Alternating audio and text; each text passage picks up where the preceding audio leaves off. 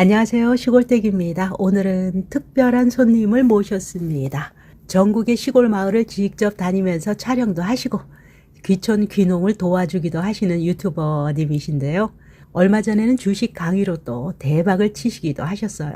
하지만 오늘은 귀촌하시기 전에 꼭 알아야 할 우리들의 시골살이, 현실, 시골의 진짜 모습에 대해서 솔직하게 이야기를 나눠보도록 하겠습니다. 안녕하세요.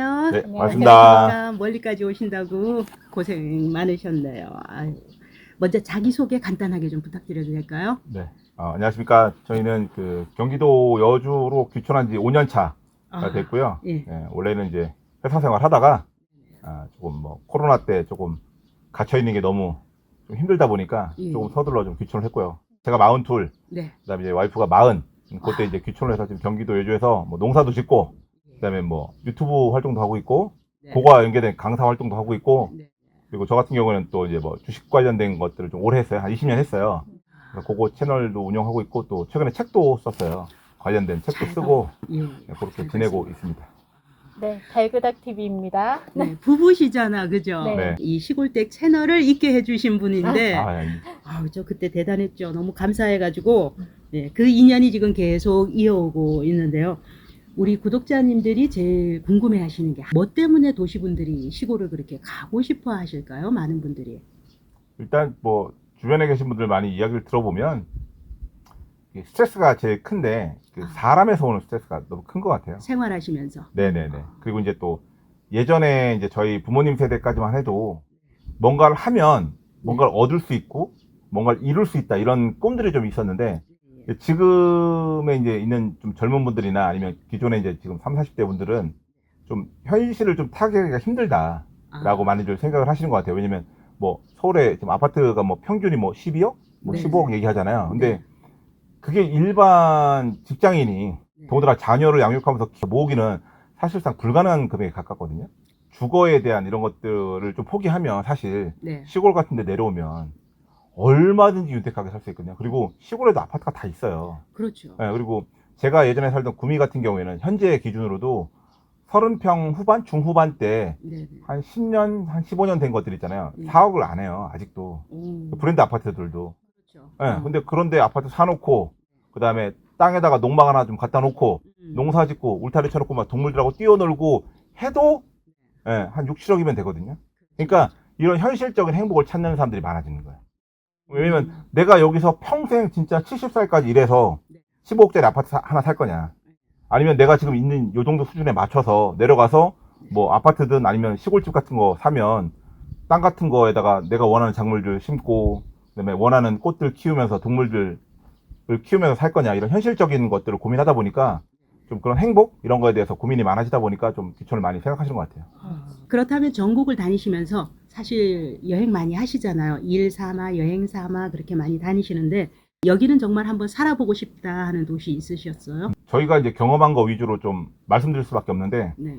저희가 이제 여기저기 한 달 살기도 많이 했는데, 저희는 일단 베스트를 꼽으라 그러면 부산. 아, 부산이요? 네, 일단 첫 번째 공기가 너무 맑고요. 부산이요? 네, 예전에는 부산이 그다지 공기가 네, 맑은 쪽은 아니었는데. 네. 근데 그리고 아, 따뜻하고요.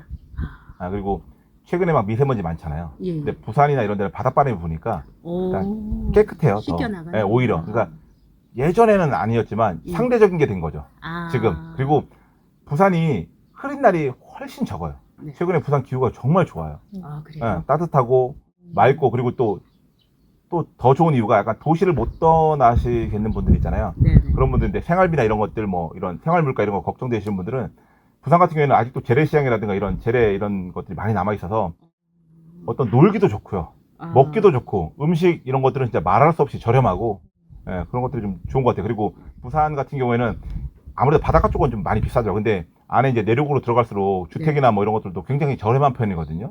그렇구나. 네네. 그래서 그런 저희가 여기저기 많이 좀 돌아다녀 보기도 하고 귀촌 때문에 정착지를 많이 찾아보기도 했거든요. 그래서 네네. 너무 시골로 가는 건 좀 그렇다 하시는 분한테 좀 좋고, 아. 두 번째는 약간 나는 그래도 좀 시골 쪽에 있고 싶어, 근데 그러면서도 조금 약간 편리함을 추구하고 싶어 하시는 분들은 공주. 공주. 네. 어. 충남 공주. 충남 거기가 좋은 공주. 이유가 세종 바로 옆이고요. 예. 그리고 사통팔달이에요. 아. 우리나라에서 위로 가든 아래로 가든 2시간이면 다 가요. 교통편이 다 좋다. 네네. 중간에서 이렇게 다 만나는 구조거든요. 예. 그리고 바로 옆에가 밑에가 대전, 그다음에 위에가 세종이거든요. 그래서 뭐 차로 한 10분, 15분만 하면 뭐 이마트 트레이더스 같은 데 갈 수도 있고. 그리고 또 세종 쪽으로 한 15분 정도 가면 충남대학교 병원이 있고. 예, 그래서 근데 공주가 아직까지 조금 오르긴 했는데 그래도 땅값이 좀 저렴한 편이고. 예, 그런 데 괜찮죠. 그리고 이제 세 번째는 이제 저희가 살고 있는 여주. 아, 좋지. 여기도 이제 지하철 들어와 있고요. 음. 여기도 이제 뭐 저희가 하남이라든가 이런 데 코스트코 같은 데 갈 때 뭐 얼마 안 걸리고 서울 접근성도 괜찮고. 그래서 그런 것들이 좀 괜찮지 않을까 싶습니다. 지역으로 봤을 때는 그렇게 뽑으신다면 그러면 가볍게 귀촌하신 분들이 공통적으로 겪는 어려움은 뭐가 있을까요? 그럼 정착의 어려움이 있는 것 같은데, 네. 그런 것 같은 경우에는 뭐 도시에 살던 방식이랑 시골에서 살던 방식이랑 전혀 다르니까 당연히 오는 문제라는 걸 네. 인지하면은 괜찮은데 당연히 네. 그런 마음이 안 들겠죠. 근데 정착의 어려움은 어느 도시를 가든 있는 것 같아요. 도시에 가서도 있고 시골에 가서도 있고 그거는 어디에서나 발생하는 거니까 마음가짐만 편히 가지면 되거든요. 회사 생활을 해보신 분들은 조금 정착이 빠르시고 제가 겪어보니까 근데 회사 생활을 조금 안 해보거나 사람들을 많이 접촉 안 하신 분들이 더 어려움을 많이 겪으세요. 근데 시골에 가면 알아서 먼저 다가와 주시는 분들이 생각보다 많거든요. 저 같은 경우도 지금 5년 차인데 이제 부녀의 총무를 맡았어요. 저희 마을에서. 그래요. 근데 그게 제가 뭐 하겠다 이렇게 나서서 뭘 더 하고 이런 게 전혀 없거든요. 근데도 알아서 예뻐해 주시고 너 이거 좀 해봐라 뭐 이렇게 챙겨주시고 이러다 보니까 자연스럽게 정착이 자연스럽게 됐어요. 정말로. 그러니까 그런 거 정착의 어려움은 조금 걱정 마시고 그냥 편히 도시에서 지내든 시골에서 지내든 자기 하던 대로 하면 편하게 지내면 문제가 없어지는 것 같아요. 근데 이제 이거를 간섭이라고 받아들이면 그치. 시골에서 힘들어지는 거예요. 아, 사생활이다. 네네네. 이렇게 경계선을 너무 선을 정확하게 긋거나 네. 하면 맞아. 서로. 그래서 그게 인정이 돼야 돼요. 맞아. 그리고 이제 시골에 오면 그런 게 있어요. 차 한 대가 지나가면 사람들이 이렇게 막 뚫어붙이 많이 쳐다보는 경우가 있어요. 낯선 차. 예, 예. 근데 그거를 처음에 오면 사람들이 와, 왜 이렇게 나 우리를 쳐다보지 막 경계하나 이랬거든요. 맞아. 네. 우리도 처음에 그런 눈빛을 되게 많이 받았어요. 아. 근데 지금 저희가 5년 살았잖아요. 네. 우리가 그러고 있어. 아, 여기서 못 보던 어떤 차인데? 차인데? 왜냐면 지나가는 차가 정해져 있어요, 맞아. 시골은요. 몇 시에 택배차, 네. 몇 시에 우체국 아저씨차, 네. 몇 시에 누구네 차. 아, 이게 정해져 있어요. 근데 그러네. 그거 외에 지나가잖아요. 눈에 띄어요. 저희도 몰랐어요. 맞아. 근데 저희가 이렇게 빤히 쳐다보고 있더라고요. 누구 차인지. 저거 누구 집 차야? 처음 보는 차인데 이렇게 계속 쳐다보고 있더라고요. 정확하게 정착하셨네, 그죠? 맞아요. 네네. 그래서 그런 거를 간섭한다고 생각하지 마시고 좀 맞아. 당연한 거라고 받아들이시면 훨씬 네네. 편하실 거예요. 아, 네. 그렇다면 시골 생활에서 가장 중요한 건 뭘까요? 돈일까요? 아니면 사람일까요? 아니면 주택 문제일까요? 귀촌하시는 분들. 일단은 네. 제일 중요한 건 돈이 삶이라고 생각해요. 내가 뭐 주택이나 뭐 돈 이런 것 때문에 오시는 분들이 생활적인 여건 때문에 오시는 분들이 많아요. 근데 궁극적으로 내가 왜 시골에 가고 싶은지, 시골에 가서 뭘 하고 싶은지가 조금 명확하셨으면 좋겠어요. 그래야지만 그게 명확해야지만 나머지는 좀 포기할 수 있어요. 옆에서 좀 누가 뭐라고 해도 좀 걸리적거려도 네. 그래 이런 걸 포기하는 거예요. 근데 이제 내가 뭔가를 도피하듯이 아니면 뭐 정말 뭐 쪼들려서 이런 식으로 가버리면 거기도 사람 사는 데기 때문에 문제들이 똑같이 일어나요. 그리고 시골에 왔을 때 돈이 적게 든다는 착각들이 약간 있으신 것 같은데 그런 분들은 정말 열심히 사시는 분들은 적게 들어요. 산나물 다 뜯고 진짜 땅 한 평이라도 있으면 뭐라도 심으시고 막 이런 분들 계세요. 그리고 남의 집에 좀 여분에 있는 땅이 있으면 거기다 좀 뭐 좀 심을게 하고 좀 심고 막 이러신 분들 있죠. 그런 분들은 생활비가 급격하게 줄어들죠. 근데 도시 생활하다가 그렇게 시골 와서 생활 못 하세요. 힘들어서. 네, 근데 그런 걸 생각 안 하시고 막연하게 그냥 시골에 생활비가 적게 들 거라고 생각하시면 안 되거든요. 시골이 보통 물가가 더 비싸요.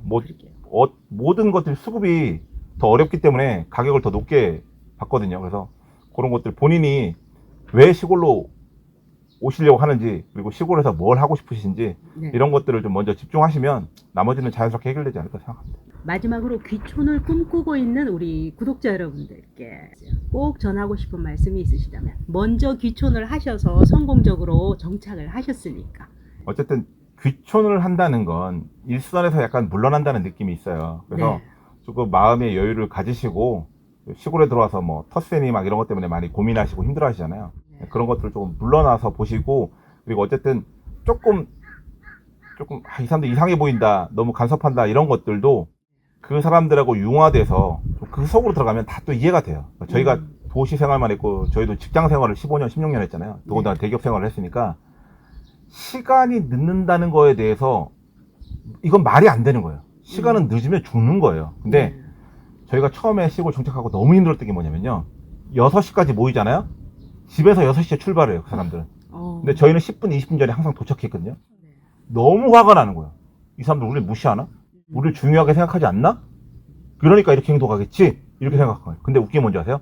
온 동네 사람들이 다 그래요. 모두. 고의가 아니에요. 맞아. 그냥 그게 시골에서는 늦어도 되는 거예요. 그리고 여건 되는 대로 오는 거예요. 근데 우리는 그런 게 있을 수 없다고 생각했어요. 이건 도시에서 맞지 않는 거예요. 남의 시간을 깎아먹어? 그렇죠. 저건 말도 안 돼. 저건 날 무시하는 행위야. 이렇게 큰일 생각했거든요. 나는. 근데 그런 것들을 좀 지내다 보면 보여요. 근데 딱 들어오자마자 이렇게 재단하시는 분들이 있어요. 그러면 너무 고통스러워요. 근데 시골에 들어온다는 건 어느 정도 일선에서 물러나신 거니 그런 것들을 좀 재단하지 마시고 너무 재지 마시고 자랑하지 마시고 그 속에서 좀 융화되시다 보면 어떤 좋은 점들이 있냐면 시골에서는 사람들이 다 경쟁자고 스트레스의 대상이잖아요. 시골에서 들어오면 좋은 점이 뭐냐면 사람과 사람이 그냥 형과 동생으로서 어떤 시간을 낭비하는 시간을 좀 보낼 수 있어요. 그게 사람한테 편안함을 주고 어떤 이게 릴렉스를 준다고 생각을 하거든요. 그래서 사실 좀 연배가 있는 분들, 제 나이 또래거나 저보다 연배가 있는 형님들은 그런 것들을 원해서 시골에 또 들어온 것도 있어요. 옛날에 과거에 복작복작했던. 근데 그런 것들을 원해서 들어오시면서 인심을 원해서 들어오시면서 내가 안 받아들이고 있다는 걸 좀 모르시는 분들이 있어요. 왜냐면 내가 이미 시골 생활에 젖어 있는 거예요. 저희처럼. 네. 시간에 늦어 이러면서 날 무시하는 거야. 맞아. 이렇게 하지 마시고 그 속에서 좀 젖어들고 묻어들다 보면 옛날에 막 시골에 동네 형들하고 어울려서 좀 이상한 짓도 하고 막 네.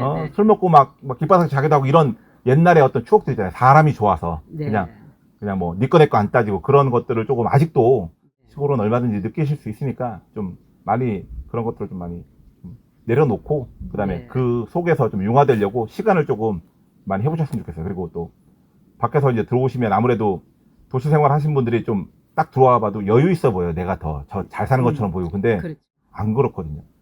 저희 마을만 해도 진짜 막 20년 된 포터 끌고 다니시고 17년 된 RV 차 끌고 다니세요. 막 농났는데 수리도 안 하세요. 근데 그분들 막 힘들어 보여도 땅이 한 20만 평씩 있거든요. 가끔 도시에서 오셔갖고 이제 본인이 아파트 같은 거 처분하고 오시니까 네네.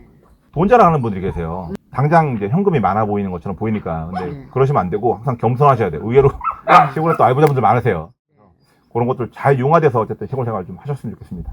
귀농귀촌에서 뭐 먹고 살지 걱정하지 마시고 시골에 와서도 직업이 무궁무진해요. 저 같은 경우에는 뭐 조금 스마트폰 다룰 줄 익숙하다는 그 핑계 하에 스마트폰 강사도 하고 있고 어르신분들 그리고 시골에는 어르신분들이 많아가지고 조금 저처럼 나이대가 젊은 사람들 아니면 지금 60대도 시니어분들 강의를 엄청 많이 개설하고 계세요. 그러니까 직업에 한정되지 말고 시골에도 할 게 무궁무진하다는 거 생각하시고 겁먹지 마시고 시골에 오셔서 뭔가 하셨으면 좋겠어요. 그리고 이 사람도 지금 책을 썼는데 시골에 오니까 시간적 여유가 더 많아서 책 쓴 거죠. 그렇죠. 아무래도. 그렇죠. 그러니까 시골에 와서 이렇게 자기가 책 쓸 줄 전혀 몰랐거든요. 그러니까 더 내가 뭔가를 거기 가서 무조건 뭘 할 거야 이렇게 마음 먹고 오지 마시고 거기 가면 시간적 여유가 생기면 조금이라도 더 할 게 더 생긴다고 생각하시고 마음 편하게 겁먹지 말고 오셨으면 좋겠습니다.